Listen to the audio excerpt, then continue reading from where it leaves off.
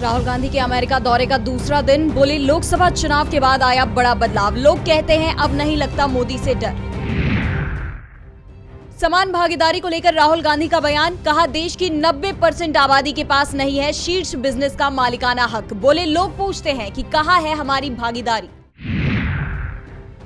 राष्ट्रपति ने गृह मंत्रालय को भेजी बीजेपी विधायकों की चिट्ठी। बीजेपी विधायकों ने की थी केजरीवाल सरकार को बर्खास्त करने की मांग। 30 अगस्त को लिखी थी चिट्ठी।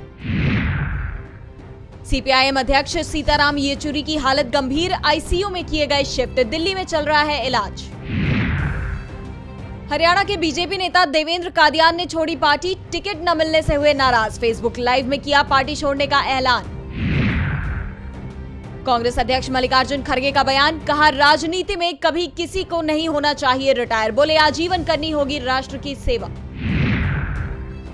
हरियाणा विधानसभा चुनाव के लिए बीजेपी ने जारी की 21 उम्मीदवारों की लिस्ट। पहली लिस्ट में 67 उम्मीदवारों के नाम किए थे घोषित। जल्दी ही तीसरी आखिरी लिस्ट का भी पार्टी करेगी ऐलान।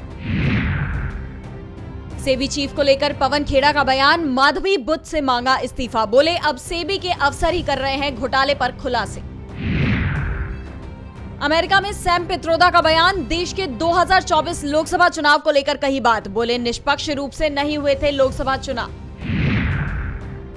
यूपी शिक्षक भर्ती घोटाले को लेकर प्रियंका गांधी का ट्वीट, लिखा बीजेपी ने अपनाया युवा और सामाजिक न्याय विरोधी रवैया। कहा युवाओं पर किया जा रहा सामाजिक, आर्थिक और मानसिक रूप से आघात। संयुक्त राष्ट्र के प्रमुख एंटोनियो गुटेरेस का बयान, बोले मेरी बात सुनने को तैयार नहीं बेंजामिन नेतन्याहू। बोले गाजा में संघर्ष विराम की कर चुके हैं हर मुमकिन कोशिश।